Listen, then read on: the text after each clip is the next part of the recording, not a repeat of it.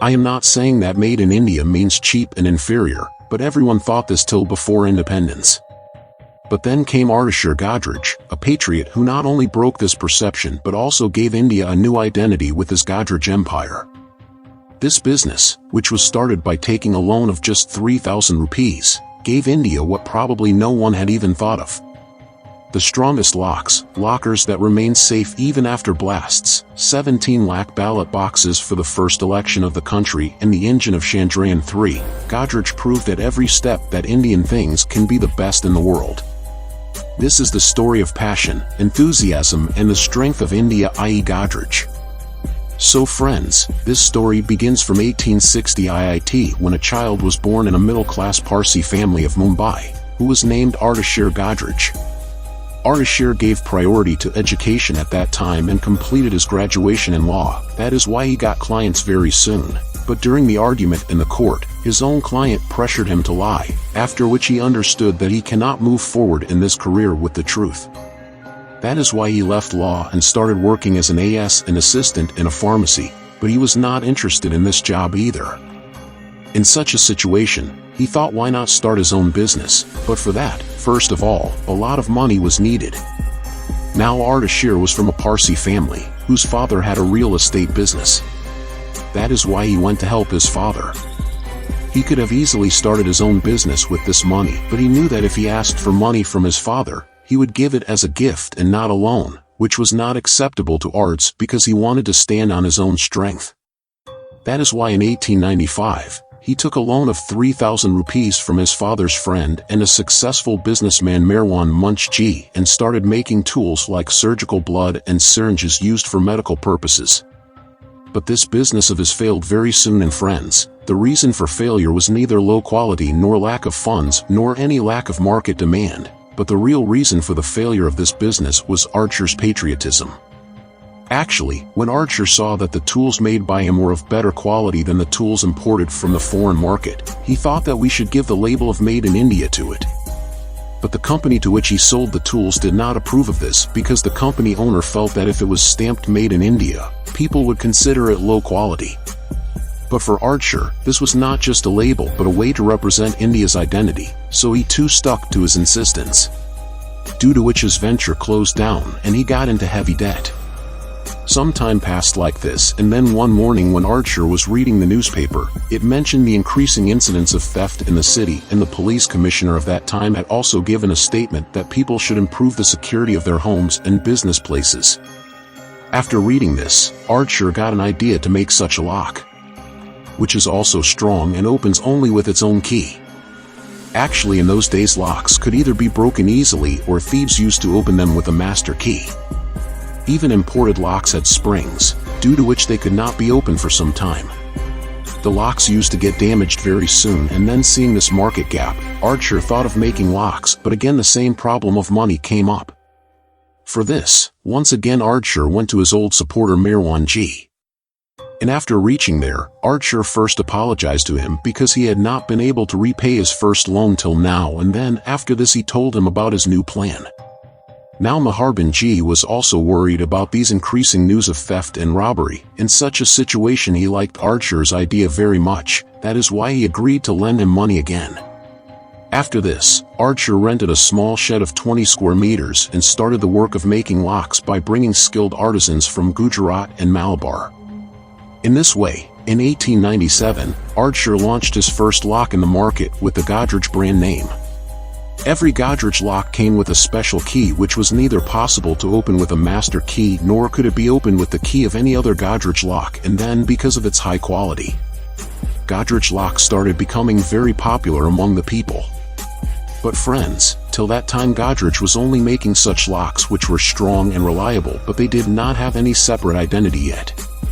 Meaning that some foreign expensive brands in the market were also making similar locks, and Godrej had to do something special to look different from them. That is why Artishir invented a lock which came with 2 keys, but the specialty of this lock was that its second key was check key, and this check key changed the internal mechanism of the lock in such a way that the first key became completely useless. This revolutionary lock was named Gadian lock, which was perfect for those situations when the first key is lost and there is a risk of making a duplicate of it. This lock became a new standard of security and trust, and Dasher patented his invention and then started inventing a new lock. And friends, this time Ardshir again made such an innovative lock in which if someone tried to open it with the wrong key, the bolt of the lock would get stuck. And this system was so secure that it would also signal the owner that an attempt has been made to open the lock. These locks of Ardshir were not only highly secure, but their standards had put Indian lock manufacturing on a global level. Actually, Ardshir's process worked in a different way because he would first make the key and then design the lock according to the key. Due to this, it became impossible for thieves to open his locks with another key. But friends, the story of Godrej was not limited to the lock only, and Dasher understood that people also need a strong cupboard to avoid theft and robbery. At that time, there was no concept of bank lockers, and people used to keep their valuables in cupboards at home. In such a situation, along with the lock, it was very important for the cupboard to be strong. For this new challenge, Ardshir made many designs on paper and held countless meetings with his engineers and artisans. Finally, the conclusion was that the best way to make a strong and safe safe is to make a safe without cutting a single sheet steel. Working on this idea, in the year 1902, Ardshir Godrej launched India's first locker in the market, which was liked by the people a lot. But friends, this locker of Godrej got its real recognition when in 1906 a terrible earthquake struck San Francisco, which destroyed the entire city. After this incident, an article was published in a magazine named Scientific American which stated that most lockers are not fireproof.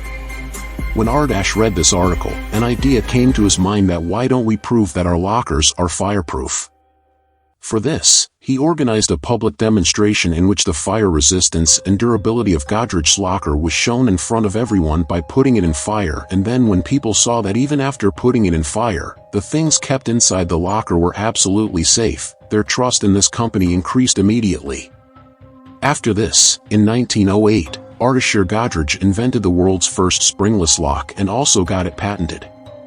Even in 1911, when King George V and Queen Mary came to India for the first time, they also chose Godrej lockers to keep their valuables safe. And friends, this trust of British royalty increased the credibility of Godrej lockers manifold. At the same time, Ardshir planned to study England, France and Germany to further improve his lockers and understand the competition in the international market. But before this he thought why not meet Merwan Ji and repay his loan. But when Ardshir went to meet him, he saw that he was very ill, and then when he tried to return Merwan Ji his money, he flatly refused to take it back. Merwan Ji said, "Ardshir son, returning this money will take away my happiness. This is my small contribution to your success." But before bidding goodbye to this world, Merwan Ji asked for a favor from Ardshir. "Can you give a job to my nephew Boyce in your company?" Without thinking, Ardshir replied to him that I can do anything for you, and it is possible that we can make him a partner in our company. And friends, sticking to his word, Ardshir made Boyce a partner in the company, and the company was named Godrej and Boyce Manufacturing Company. However, after some time, Boyce himself resigned from Godrej because he had no interest in this business. But Ardshir never changed the name of the company in his honor, and it was still known as Godrej and Boyce Manufacturing Company. During this time, Ardshir saw that most of the soaps made in the world were made from animal fat, and this thing was a matter of great trouble for vegetarian Hindus. Also, some other communities were also not comfortable with them. In such a situation, Ardshir felt that a solution to this problem must be brought. From here, Ardshir's new mission started, and he decided that he will make a soap which is completely made of vegetable oil. This was a technique which seemed impossible at that time, but with his vision and dedication, Ardshir launched the world's first completely vegetarian soap in the year 1919, which was named Chabi. After this, Godrej launched another soap named No. 2, which also got the support of Rabindranath Tagore. Along with this, Annie Besant also praised both these soaps and inspired people to adopt it. By the way, for those who do not know, let us tell you that despite being a foreigner, Annie Besant was known for supporting the Indian independence movement. In this way, Godrej soap made its place in Indian households, and it became the best-selling soap, leaving behind famous brands like Lux White Rose Cut Cora and Wins. After the success of Godrej No. 2, the company launched another variant of rose-scented soap named No. 1. After this, Godrej launched many soaps like Turkish Bath Vanti and Synthel in the market, many of which are liked even today. But friends, then something happened in the year 1925 that the popularity of the company suddenly started touching the sky. Actually, in April 1925, a terrible fire broke out on Dharmatala Street in Calcutta in which many buildings were burnt to ashes, but nothing happened to the money and documents kept in the Godrej locker. And friends, a similar incident happened on April 14, 1944 at the Victoria Docks of Bombay. Here a ship had brought with it many flammable items like gold bars, ammunition, fighter planes, sulfur and cotton, which suddenly caught fire, and then within a short time 2 big explosions took place inside the ship which were so powerful that the effect of earthquake tremors was felt in Mumbai.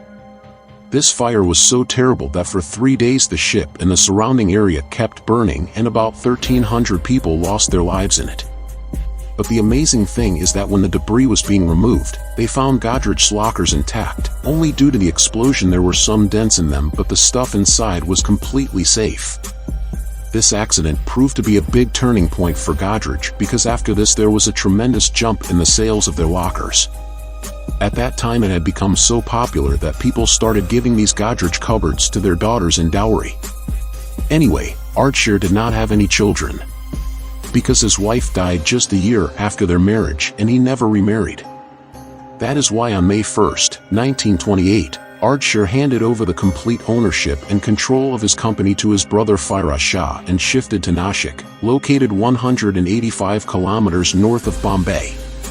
Firoz Shah, like Ardshir, also put his heart and soul into taking the Godrej business forward. He also took his father's real estate business to new heights and then moving forward in this way. During 1943, he bought 3,400 acres of land in Vikhroli, on the outskirts of Mumbai, from the British government, and with this deal, the Godrej family became the biggest landowner of Mumbai. After India's independence in 1947, when the first election was held in 1951, the contract to make ballot boxes was also given to Godrej. Firoz Shah fulfilled this responsibility with full dedication. He quickly set up a new factory on a small piece of land purchased in Vikhroli, Mumbai, where the work of making ballot boxes began.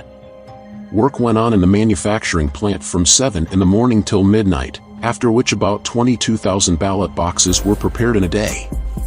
For this first election of independent India, the company made a total of 17 lakh ballot boxes, which became an important part of India's democratic journey at that time. After this, Godrej made India's first typewriter in 1955, which was named Godrej Prima, and it was not just a typewriter but a typewriter for the then Prime Minister Jawaharlal Nehru. It was also a symbol of independent and industrial India. Till this time most people used imported typewriters like Remington, but when India got its own typewriter, it started being used in all courts and government offices.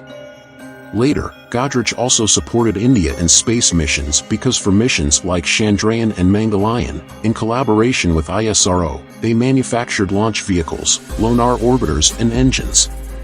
And friends, this is how the Godrej empire that started with making locks has played a major role for India in space as well. After the death of Firoz Shah Godrej in 1972, the responsibilities of the business fell on his 4 sons Saurabh Dosa, Berger and Nav Godrej.